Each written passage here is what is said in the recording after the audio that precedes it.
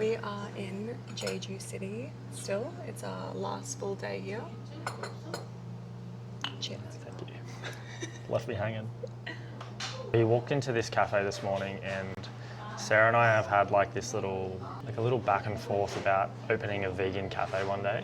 We have been like deep in the manifestation chats recently about co-creating as a couple, and I thought that was the flavour for today.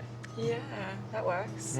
Definitely. Well, I was thinking of manifesting baby names this morning, and then we just heard this amazing name that was on par. We're not going to tell them. Not going to tell them, no, absolutely not. But that's super strange because I haven't thought about that for a while, and I was thinking about it this morning during my Shavasana, and my name popped in. So we're definitely in some frequencies right now.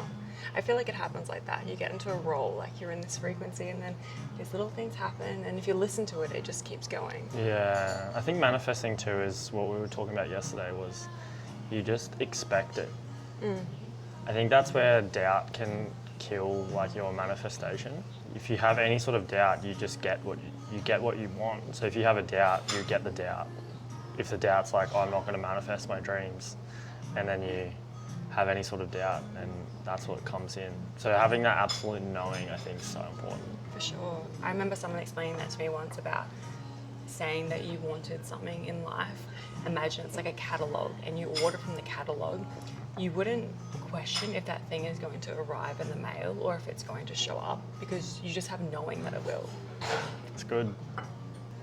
They say that about Jesus. Jesus had full knowing as an ascended master, full knowing in the powers of the universe and the ability for God to give what you desire. So for his miracles that he performed, he had full knowing of what he wanted to do and what was possible, and therefore there was no doubt in his abilities. And that's what manifested for him. He was really, truly an ascended master, showing us that we had that same capability. Yeah, I think as well with manifesting, I think with our beings in a physical realm, that time is I guess it kind of exists like clock time. When you want something, you have to wait a certain period of time before you attain it. So when you're like manifesting something, whatever it is, like you can manifest really fast, or it can take some time. And sometimes we start to manifest and we're like, oh, it's not here, I can't manifest it. And then you're just stopping it. You just block the flow of that manifestation instead of going like, I really want this thing, I want this, like this change in my life or something. And just having the absolute knowing that it's already on its way to you. But it might take a year or 2 years or whatever. And then when it comes, you're like surprised at yourself. You're like, oh my God, how did this actually happen? But it's like you asked for it. It's been in the pipeline for a while. Yeah, it can be hard to try and perceive it, like actually happens. And I do think as beings, like we came to Earth, this physical realm. It's getting a bit intergalactic now. We like that. And they like that too.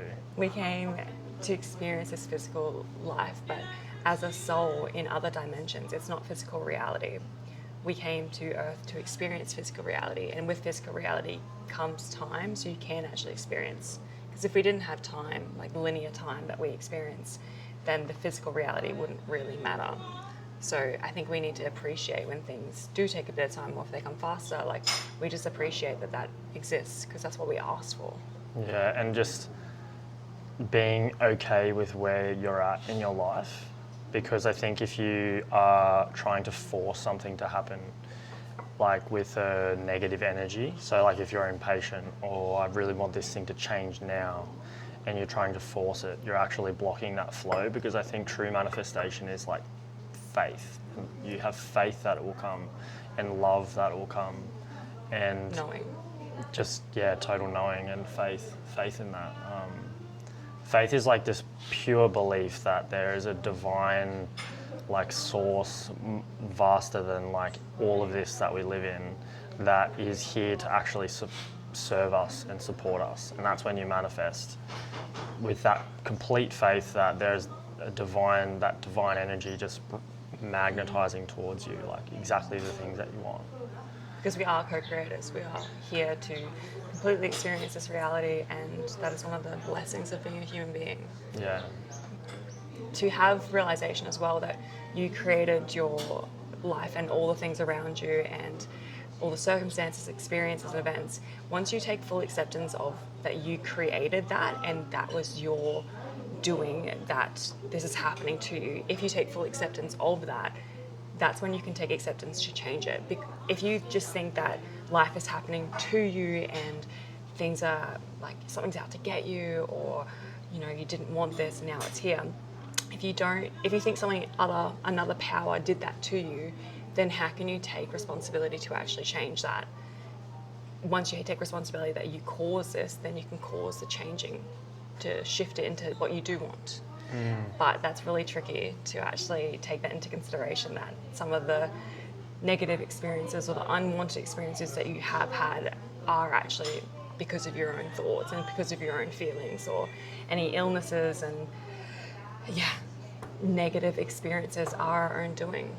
I guess this is where I want to say the word ignorance comes into play, because being aware means that you are transmuting ignorance into, I guess, awareness or consciousness. And the further you sort of progress in your life, you develop the patterns in your life, and maybe your life's not going the way you want it to go. And for you to come out of that means you have to come out of your ignorance, which can be really hard for you because maybe you've developed an identity around your current life. But manifesting, like Ssarah just said, is having full acceptance for where you currently are if you want that thing to change. And that can be really difficult to actually just look at yourself in the mirror and go, I am these things. Like, I might have anger, or I'm not a supportive partner, or, I have a poverty mindset around X, like finances, or, anything like that. That is that hasn't been given to you but from anyone but your own experience. And at any moment that can be changed. Yeah. It is really tricky to actually conceptualize and fully understand. Like, even listening to that, I think of some of the past experiences that I've had, and I'm like, why would I choose to have that experience? But we do, as a soul plan. Even it's not conscious, I'm not saying that you consciously choose to have these negative experiences in your life, but at an unconscious level, you think of the person who is always thinking of, oh, this is way expensive, this thing costs way too much money, oh, there's never enough money, there's never enough work, and they're constantly speaking that. Those are spells that we're saying out into the world. Your language is creating the mindset, and it's just this cycle that, of course, your world plays out in that way. The language that we speak is our own perception, and it's being shown back to us. The world is a mirror. Your relationships are a mirror. And it is a very, very tough pill to swallow when it's not going the way you consciously want it to go. Because you need to face the ego. When you decide you want to change, you're really killing your own ego. There's an ego death in that, because if your ego's been running your life forever, and you go, no, I want to make a change, then you're really saying to your ego, like, hey, I want to get back in the driver's seat here as a soul that's living this. And that's when it'll just the walls will go up, all of the traumas will come up, and the anger, and you can get triggered by things because you're going into a place that's super unknown, and that can be so painful. And I speak for experience, we definitely go through that so much, and as humans and as a couple, so everyone just kind of goes through that. And I think it takes a lot of courage and patience and persistence to actually go through that, because it's challenging. And a lot of people go oh no, I would rather not look at my ego, and that's when they can stay in ignorance and just live a safe and comfortable life. Yeah.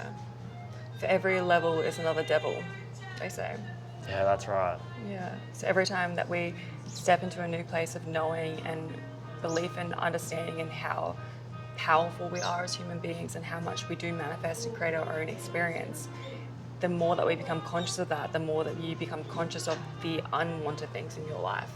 And those are very challenging. That's what I would say that our relationship is. It's this mirror of opposites. When I want to be with Ssarah, but there's a communication thing we have to work on, or a boundary that has to be put in place. It's usually, if it's based out of ego, or if it's not a need in the relationship, it's based off my ego, which is kind of a mirror of the traumas that I need to work on. And it's like this like constant like thing. I think we're very good now with where we're at, but definitely when we started seeing each other and there was so many communication, so many like open, vulnerable chats about how we can be better as a relationship because we were kind of like triggering each other unconsciously. Yeah. And I'm so grateful that we did that work because I think now we're in this place where we have done so much healing. And now we're in a place where we can have these talks about how you can manifest, because manifesting seems super clear now, like how to manifest. Whereas before, I think when there's so much trauma in the way, it's like you don't even have the faith or the belief that you can do it because there's just so much conditioning and there's so much like trauma there that just blocks that flow of energy. Yeah. And it's baby steps, like everything in this path. The path is a very, very long path, you know, to look at, say, an ascended master like Jesus who had the very historic manifestations of healing to get to that path, which we are all very, very capable of. It's not going to happen overnight. We're not going to suddenly believe in our full abilities to heal someone just overnight, but we can take a step to have belief in that we have control over our own attitudes, our own emotions, our own feelings, and even our own body. One of the initial things that helped me start to realize of the creation of my own life was looking at how my physical body was reacting to environments. Say if I'm clicking or shaking or breathing certain ways, maybe very fidgety or rushing or any of those unwanted conscious patterns. Once you start to become aware of that and you can't start to realize, oh, I'm actually in control of my physical body here, then it starts to progress. Oh, I'm in control of my thoughts and my emotions, and then it starts to progress into, oh, I'm in control of my environment. And that's where we're at this stage now. Like, we are very much still learning this, and we're taking on a lot of information to understand this more in our physical realm, but we have worked through a lot of the physical and the mental work to understand how we manifest those creations through Vipassana, through a lot of meditation, through a lot of discussions and a lot of mental energy to understand things, and a lot of breakdowns. For sure. That's great. That's really good. It's so important to understand that you can't force anything, like, at all, which is so hard because we're in this go masculine, like, work really hard sort of mindset. So like when you go to work, say, or you go to the gym, you just do the thing really hard and you get the results. But when you're facing something like mentally or like something that's changing, like you're healing some trauma, you can't work it it's like you can't do the work so hard that it just goes away. You need to like almost just let go of control and just like having that acceptance.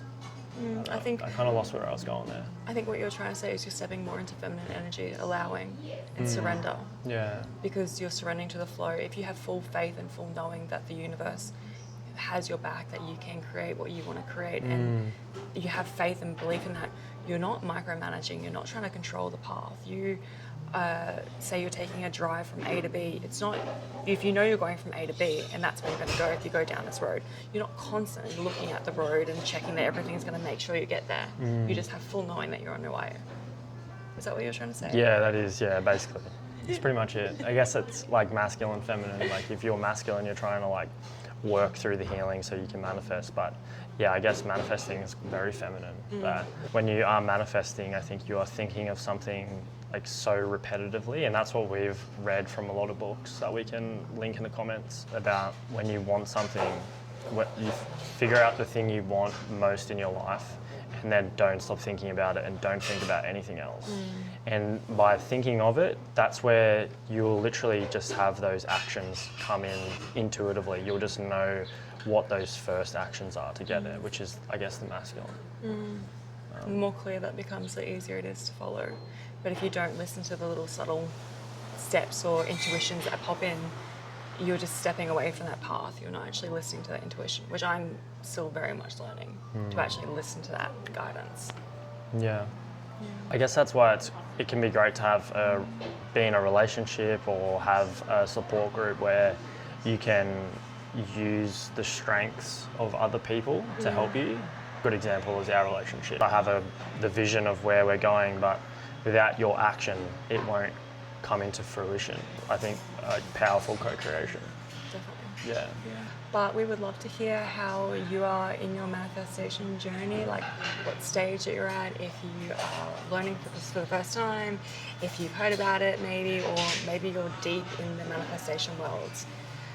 Yeah, it's a very hot topic, and I love that it is, because It's a great topic. yeah, as a high school teacher, I used to hear about kids trying to manifest their grades, and I was like, you could do that, definitely do that. Study, but please manifest as well. Yeah, it's when you do harness manifestation, like you have that true belief and faith that you can do it, it makes you feel so powerful. So powerful. Because But you are so powerful. yeah, if you haven't tapped into that sort of feeling of being able to do it, I guess it's maybe there's some healing to do first, because when you don't feel like you're an extremely powerful being, you won't be able to really harness that sort of feeling of manifesting or, you know, law of attraction. And I definitely know I haven't been able to do that until I did so much healing of the past traumas to know, like, I know I'm a healed, I'm a man, you know, I've healed masculine, and I know that I can, like, attract to me what I want. I guess maybe unconsciously I was manifesting in the past, but now I guess I'm doing it consciously. So that's the difference. And I had to heal a lot of self-worth and self-belief wounds, definitely a lot of self-worth, to even think that I had the ability to create my own life. But working on that self-worth made the ability to manifest come faster, come easier, and it wouldn't have been possible without the self-worth work. Anyway, Thank you for joining us for our daily conscious coffee chats. we'll see you tomorrow.